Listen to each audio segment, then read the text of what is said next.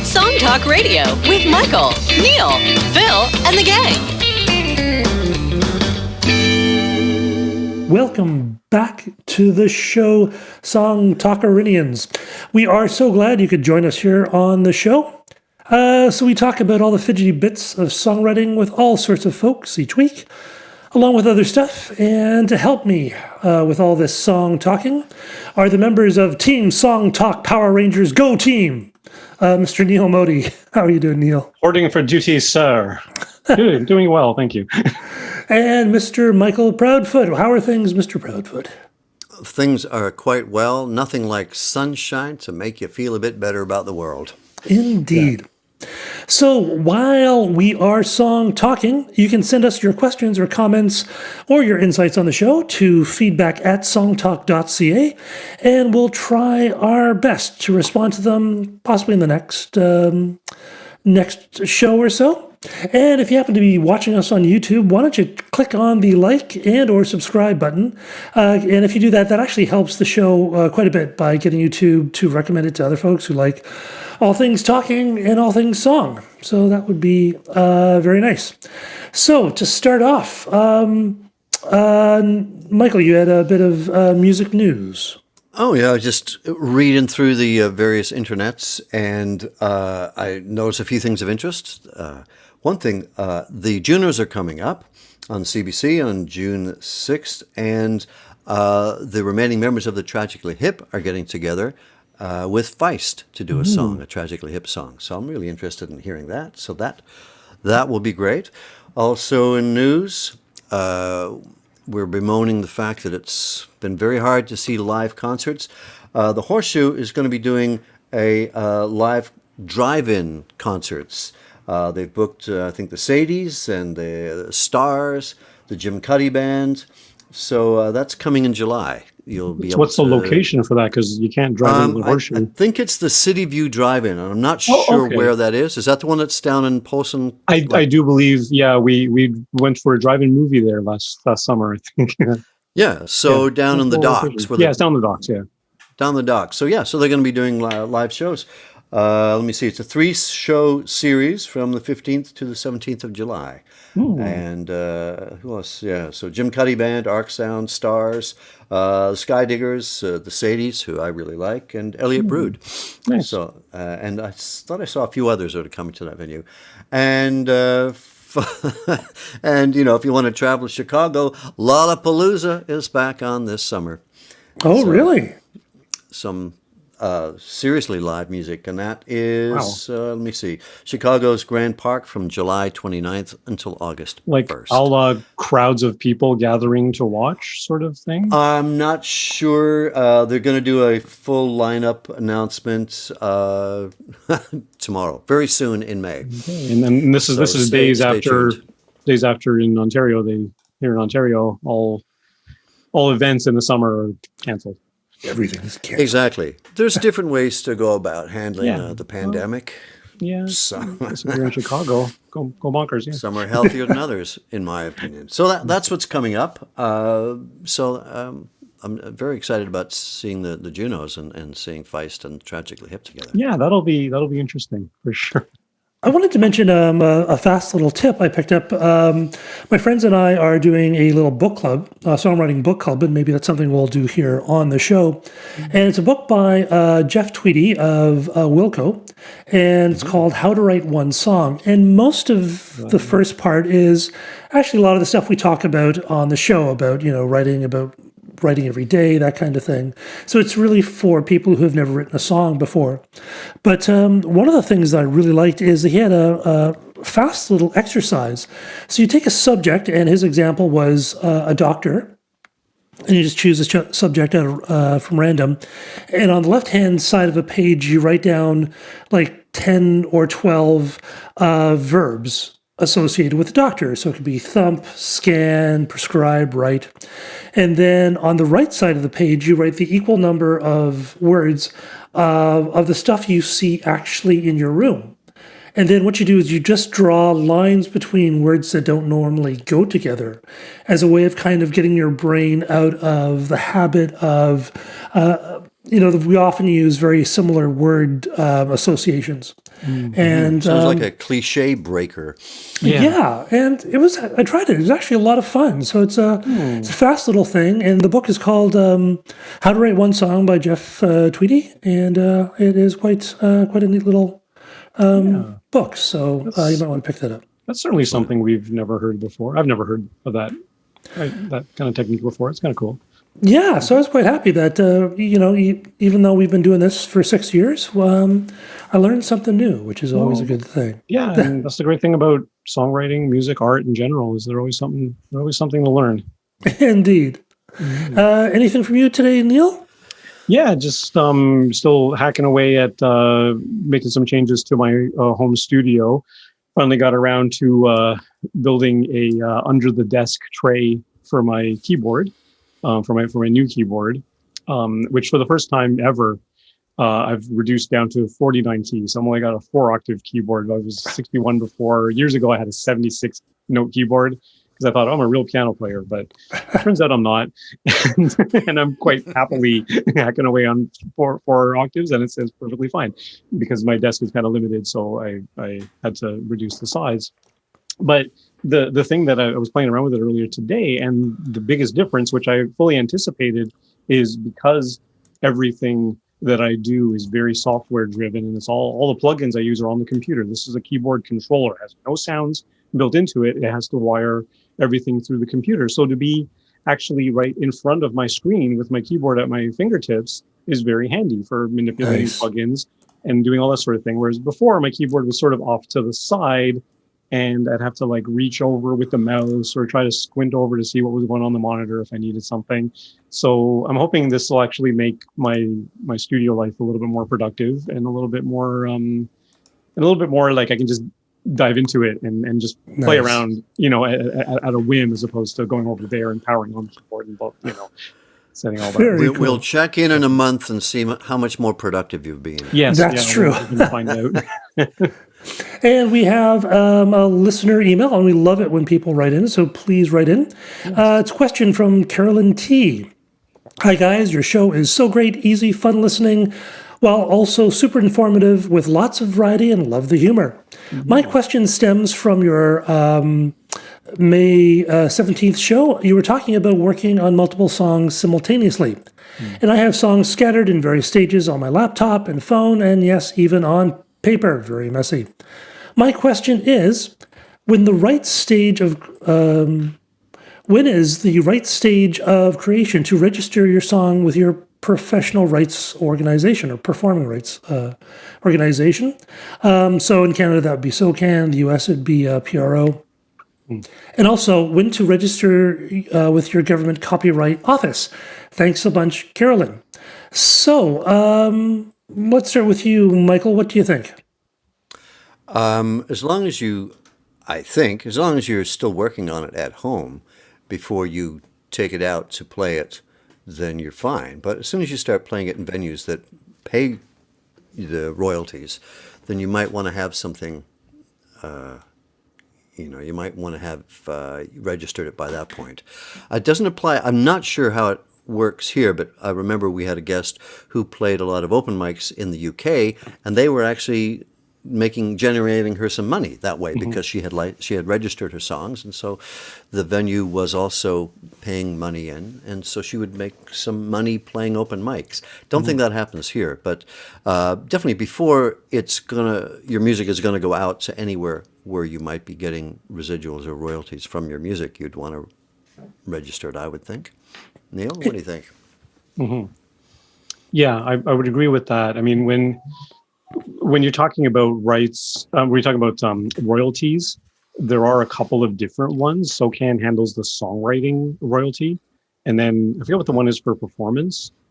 So that if you do play at a show and you submit your set list and all that sort of stuff, and the venue submits their information to the organization, then you can get your couple of pennies from that. And you really should do that after your songs are recorded. So, because when you upload your information to SOCAN, you need the title and you need the length of the song. So if it's 3.5 minutes, then in the recording, then that's what it is. Full disclaimer, we're not we're not here to give legal advice, but as far as copyright is concerned, my understanding is that the second you write a song, your song is copyrighted. Right? You just have to be able to prove when and that you did it. Right? If when the time comes that you need to prove that you are the songwriter for the song, if someone tries to steal your song or whatever, and you end up in court, then if you have documentation, if you have, your printed lyric sheet that has a timestamp date on it in a digital file, you have a recording, you have the multi-tracks of all your recordings that you did, and they're time-stamped, and it shows that you recorded the song long before that other person recorded theirs, then you've got some leeway. My understanding is you don't necessarily have to go to a governmental copyright organization to officially copyright your songs. It's kind of a given, at least in Canada and the US, that when you write it, it is essentially protected. Right. Well, I'm hoping our next guest will kind of if only we had a guest who could answer these sort of questions. So the topic today is one that's been in my brain for a while now. And it's a phrase that I think we've all heard our whole lives, and that is a record label. Oh, like he was picked up by a record label, or they started a record label. But I realized, I have to admit, I don't actually precisely know exactly what a record label is. And I don't precisely know what a record label does. So to help with that, we have our next guest. Let me get a script back here. We have our next guest who has kindly agreed to come on to the show to clear all this up. Geoff Kulawick is the president of Linus Entertainment, which went from a startup label to become one of Canada's most successful independent music companies. He has successfully sourced, negotiated, and closed on asset purchases of 12 prominent label and publishing catalogs, the most recent, the closing on January 1st, 2021, of the Borealis Records and Publishing catalog, with over 100 albums of sound recordings and compositions, including the catalog of iconic singer and songwriter Stan Rogers, and Stony Plain Records, and the publishing catalog of over 100 albums, including music of Ian Tyson, Blues Hall of Fame artists Ronnie Earl, Sue Folio, John Baldry, and others. Thank you so much for coming on the show, Geoff. Thank you for having me, guys. Good to be here. So, just what is a label? I don't actually know. Oh, okay. Well, I guess a label is the entity or the company or the partners or the people that artists entrust with financing, helping finance their careers through advances, helping them record music, helping them market the music, distribute the music, create revenue from the music so that the artist actually sees proceeds from their work, right? So that's the recorded music side. That's what a label does. Artists, do perform live as well, and that's a whole other sector, live performance. That's a different side of the music sector. Sound recording, music recording, label is the label's business, and the label or the record company are people that invest in producing sound recordings, securing a stake in them, administering the proceeds, and taking on the obligation of paying the artist and the songwriters their royalties due for creating the works under the terms that have been worked out. So when you go on tour, then you're dealing with a whole different other group of people. Yeah, I don't do tours. Our company is it's not unique in this way, but we're not a artist management company or a booking agency. We get involved in a very limited way in live performance, only where we actually own the brand. So we produce concerts by the Mozart Effect Orchestra, which is all classical music, all Mozart's music with visual, audio visual presentation, large screen with big lighting and stuff like that. So that's the only live performance area that we get into, but it's related to a brand. You know, a lot of, you know, artists don't like to think themselves as brands, and I would never call one a brand. Other people do, but you know, we have classical kids stories, the Mozart effect, and different ways of marketing music that you know, often you know, go alongside the artist names. So this sounds like an obvious question, but again, I just want to make sure. So when people say a record company and a record label, are they the same thing? Pretty much, yeah. Oh, okay. I don't see any distinction between them, right? They're the producing, marketing, production, exploiting, distributing sound recordings. Now, people have mentioned, that, you know, this band, they started their own label. And I never actually understood what that meant. Like, when someone says they start their own label, what does that mean? Well, I think it really means that they want to manage the distribution and marketing of the sound recordings themselves. And every artist has, you know, that innate right to do that. It's their creative property, their you know, their creations. They can choose how to bring them to market. And a lot of artists, you know, really feel that the best way to do that is independently. And I say more power to them, you know, learn the skills that we have. And as a label, you know, I always tell artists that, you know, if you're already successful, I think it's a smart move, you know, to retain, you know, some of your copyrights. But often when you're new and starting out, you need investors. You need people that can help you, you know, bring your music to the world. And labels are one of the, you know, highest risk-taking group of entrepreneurs. Like, we're not trying to take advantage of artists. We're like the best banker you ever, you know, could find, because, you know, we are true entrepreneurs. We risk our funds on highly speculative, you know, music, and it's a gamble. It's fun. I love doing it, but we're like the friendly investors that can help bring your music to the world. And we don't work for free, right? Nobody does, right?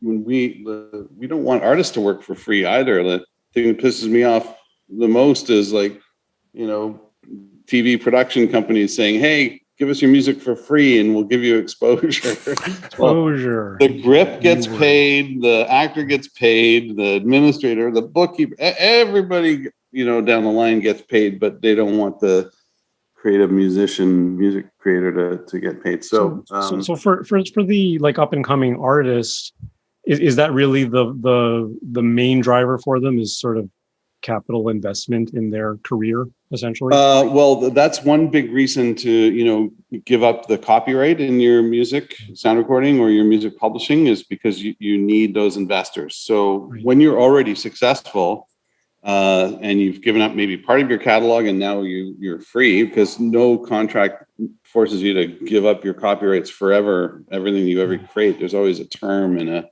you know, the fixed to the titles that are under the agreement. So you've got a lot of I'm losing my train of thought here. What am I trying to say? The artist really dictates what you know, what terms they want.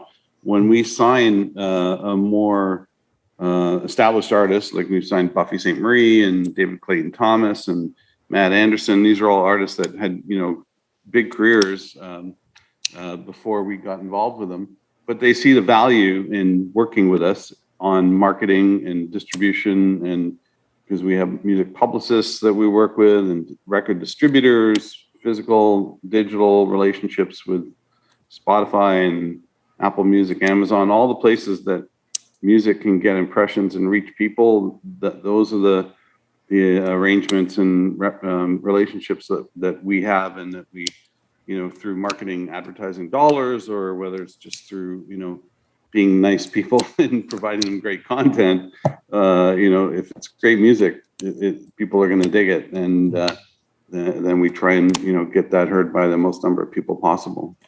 Can you talk about the copyrights? So do the musicians, as part of the agreement, is it, do you take a percentage of the copyright, or how does that Every work? deal is different. Yeah. See the sun shining behind me? This is how I present to artists. I go, That's right. oh, oh, I can grant you access to fame and fortune as a music artist. Huh? You know, I Like hooked when up that Gandalf son. the White appeared in Lord of the Rings. So I got connections, right? You see how I hooked up that son for this shot? That's good. Huh? Okay, keep doing that and go down slowly. He Very can make powerful. the Okay, sun like that. set. Right. So I You got can that control hooked the up. sun. You can do anything. So anyway, that's the silliness that a lot of big labels and managers, they roll down the limos and the fancy this and that, and a lot of young artists are captured by that glamour, and got to watch out for you make great business decisions and choose the people you want to work with, and don't get caught up in the celebrity, the celebrity thing, right? So I'm very uncelebrity. I don't, I'm not a hanger on. I don't like hanging out backstage. I don't want to invite artists over to my house for dinner or show up at their, family affairs. I'm strictly business, but, I believe in the artists that I work with, and I believe that they believe I'm looking out for their best interests on the sound recording side. So got a lot of great relationships with artists. And how is business? Because the recording industry, like selling records and then selling CDs, used to be incredibly profitable. It doesn't seem to be that way anymore. And streaming and such like doesn't generate as much income. Has the industry changed drastically that way? It's constantly evolving, and different areas go through ups and downs, different sectors. Right now, the live music business is getting killed, and thank God for the government supports that are out there that's keeping them alive and able to create, and they're all going to be coming back, and they're all recording, and there's going to be great music and great live experiences coming in the future. So the government of Canada and Ontario, mostly the government of Canada, has been pretty good about those supports. The live music side is particularly hard hit with COVID. On the sound recording and distribution side, not so much. There's been a real steep drop in physical sales because of retail stores closing. But there's been some digital growth, so we're not feeling the same kind of pain that the live music business is. Right. And was there a significant drop in physical sales? Did streaming really make a big difference, or? Yeah, well, it's not like streaming killed physical sales. Physical sales was killed by culture, and how we're evolving as a species with digital media communications and all those tools, right? It's like really the music business was the first to feel the digital impact because of really file size. Right. That's it. Good old MP3. So 5 megs, audio, decent sounding, not amazing. Swap it, and so that in the way that the music business is handled, it is that they've come out of it, and then now they're in a very strong position of growth on the sound recording side. So you see a lot of these deals happening on publishing and people buying out this and that, and people realize that music as a intellectual property asset is a valuable thing.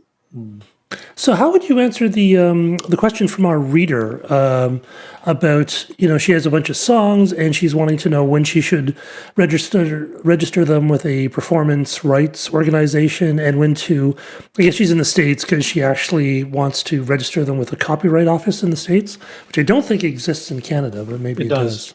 Oh, does it? Yeah. I mean, people need to, I think, do their own research and learn about, if they want to be a musician and a creator. There's lots of written research that they can do on the music business. There's colleges and universities that teach music business courses, and those kind of questions are answered through that thing. I don't want to go into the technical stuff because I'm drinking a glass of wine. So, I was actually wondering about like artist integrity, right? Like every music biopic I've ever watched, and this may just be because we need a villain. The villains in those movies and those narratives is always the label, right? Oh, you guys sold out, and the label's just interested in making money, and they don't care for our art, and the devil horns and all of it. I don't hear a single. I mean, where's the next smash hit single? Yeah, sometimes it's the manager, though. It's not always the label. But often it's the label. Yeah, but I mean, and of course, in drama, you need a villain. Otherwise, biopics will probably be pretty boring. The one thing's for sure. The reason why a record didn't happen or whatever is it's not because of the artist, or that the record wasn't amazing. So it's just timing, or I'm being sarcastic. Okay. Where the punch. It's a lighthearted shot at all the artists that might be listening right now. Right? Hey, it's ego. They have their creations. They believe in them. They're their babies, and they should be passionate about them. But it's hard to have a successful record, and there's a lot of great music that doesn't get heard. It sucks. I'm very, I've invested in and been involved with a lot of great records that I just think are, amazing, and they still come into my playlist, and I listen to them and I'm digging them. I think they were, world changing, but they didn't happen. And, I don't have the magic button to make stuff happen. I can try and, move the needle as much as I can as a label and distributor and promoter and marketer, but I can't make stuff happen as much as I'd like to.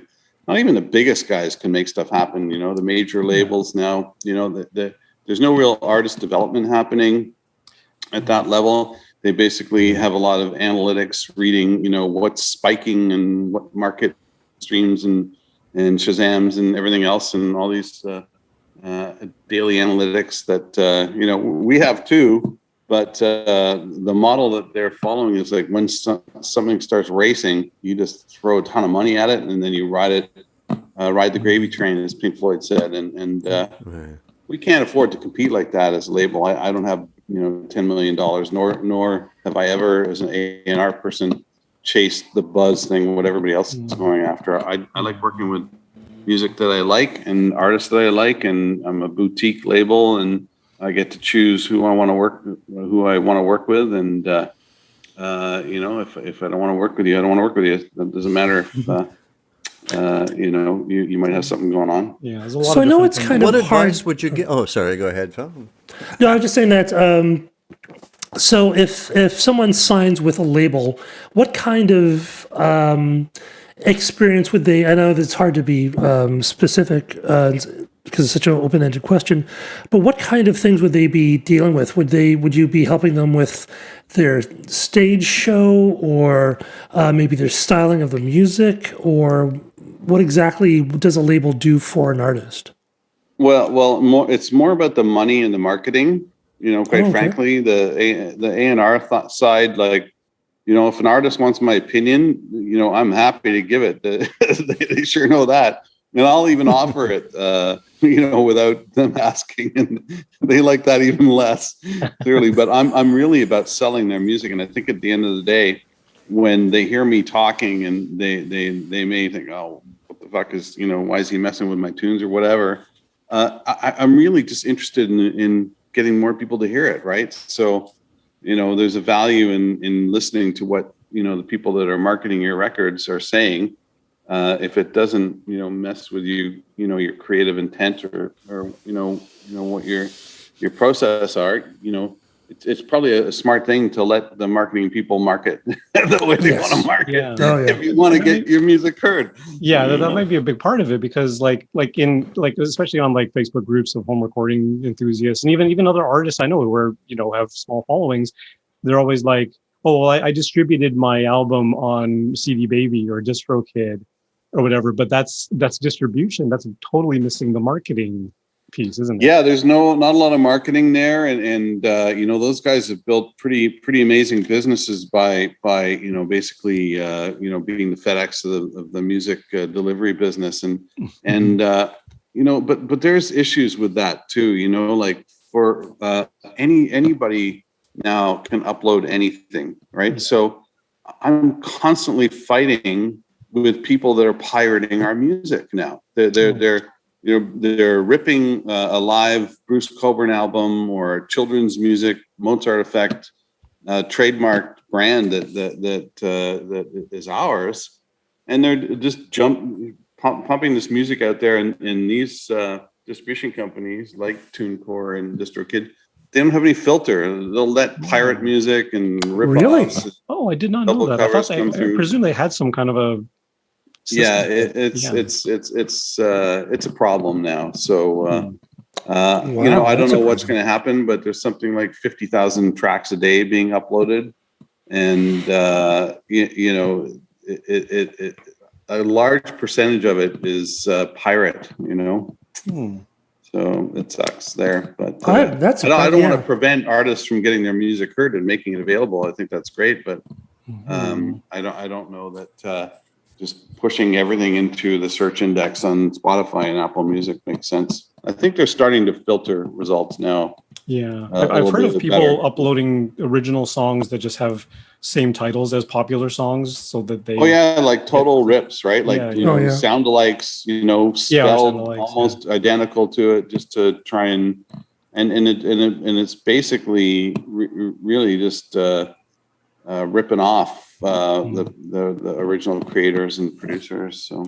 I wrote an article for a blog about sound-alike tracks, and there's these services where, if you wanted to have a Smiths track in your, in the background of your movie, but you didn't want to pay for the Smiths track, you can get these. You can buy a track that basically sounds like the Smiths, but not by the Smiths, and it doesn't cost as much. And it was really bizarre, just kind of going, wow, this, because some of them are so close to it. It's like, this sounds like the Smiths, but. Yeah, well, there are companies that are doing that, and production music libraries, they're called, where they just in the studio try and clone the sound. They'll do the song, so the publisher might get paid and try and sound as much alike or do a variation. But there's some production music libraries that actually tag their music. This sounds like the Bangles. Our artists should really just be more concerned with that. I don't think enough artists are aware that their music is being diluted. No, not at all. I imagine, especially if it gets popular, then people will jump on your train. Yeah, as soon as something's a hit, the companies, they're immediately doing cover clones and production music clones. But you know what? Like, it's a free market, right? So it's not against the law to do that. It just might be culturally not very cool. Yeah, you hope people want the real thing. Right. If an artist wanted to be signed by a label, what could they do to make themselves most attractive? Or what do you wish artists knew would make your job easier or better? Or, is there something or some things that artists should be aware of that often they're not? Well, artists, if they're serious about what they're doing, they're going to find their own answers through learning and research, and I encourage them to read, and watch documentaries and educational resources that are available to them on the music business and the creative process and what other people do. And quite frankly, the best teachers for artists are other artists. They find a way to connect with other artists, and that's really the best guidance and learning is from other artists, not necessarily from guys like me or lawyers or managers. Right. Do you have any sort of books or resources that you think are good off the top of your head? Well, there's lots of music business books, and there's Canadian ones, international ones. I'm not going to recommend anything, in particular, but I like reading biographies by record producers and record label people, and some artists. Some artists, have interesting perspectives. But I love reading books, biographies and autobiographies on music and music personalities, music business personalities. A lot of education there. And there's colleges, like Harris in Toronto, Fanshawe College in London, and Trebas, and there's places where you can actually learn through a curated educational program on different aspects of the music business. And if you're serious, then you're going to invest the time and figure out a way to find the resources to do that. Yeah, we've had guests on the show from Ryerson University who are in the music program, and sure enough, they say that, half of it is music business, the other side is the creative stuff. But they do spend a lot more time, I guess, than they used to in post-secondary education on music business.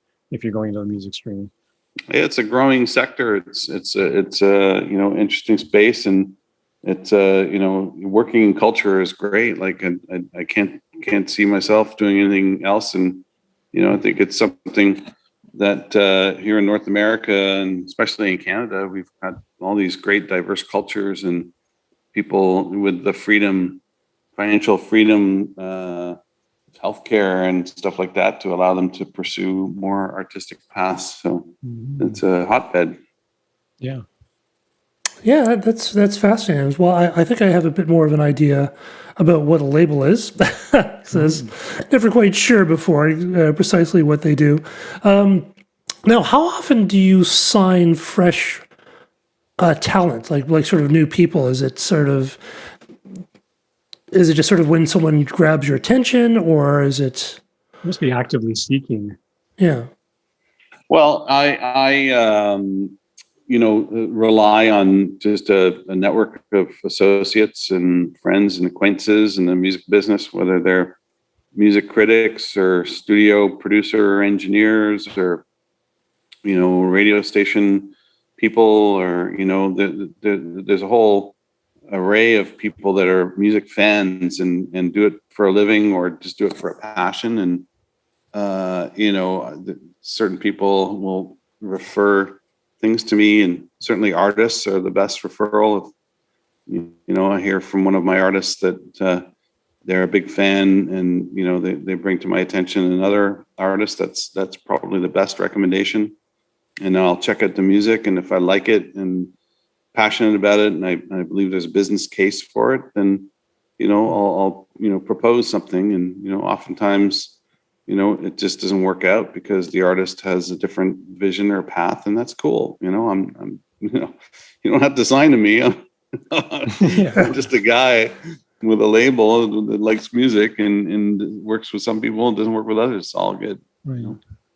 That's great. Just before we go, is there anything that you'd want maybe a new artist to think about before they maybe even approach a label? Write lots of songs and, self-edit. Nothing's better than an artist that's prolific in terms of songwriting and creating. And if you create, 30 things, probably 7 or 8 that are going to be really good. And if you only create 10, it might be only 2 or 3. So do what you do and do it a lot. Yeah. Right, so much. Quantity is job one. Yeah, that is true. Well, I hear the band coming in, and that means that that's all the time we have here on Song Talk Radio. Special thanks for Geoff for stopping by. Geoff, how can people learn more about Linus Entertainment? Well, I guess go to linusentertainment.com or truenorthrecords.com or stonyplainrecords.com. There are 3 main labels. Awesome. And out there in listener land, we want to hear from you, so send us your comments on Twitter, Facebook, or Instagram to @SongTalkRadio, or send us an email at feedback@songtalk.ca. And if you're listening on the podcast stream, why not check out the YouTube channel for the live performances and full episodes now that we're all in these little boxes. And if you're on YouTube, you should subscribe, because that means you'll be famous. I guarantee it. Warning, not a real guarantee. Subscribe today to the Song Talk Radio podcast on your favorite podcast provider, and don't forget to sign up for the free newsletter at songtalk.ca. You can find the links to all the products, books, and web services we mentioned here on the show on the resources page. And wherever you are in the world, why don't you join us for the next Song Talk meetup? It's free to join on meetup.com, and it's free to attend. Stop by the show for the link. And most of all, we'd like to thank you, the home listener. You can follow Neil at neilmodi.com. And how about you, Michael? Try Proudfoot420 on Instagram. And you can get more information on me at philemery.ca. And stop by the website at songtalk.ca to browse past shows and find out how you can be a guest on the show. Stay safe, everyone, and keep on writing. Hello.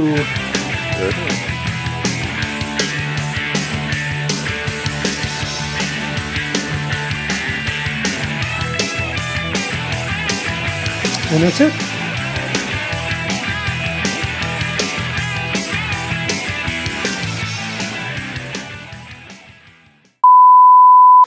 That's great. Thanks so much. We learned tons of stuff. Really informative, John. Thank you for coming. Oh, well, thank you very much. Hope you guys got what you wanted. Yeah, absolutely. One final question. What are you cooking tonight?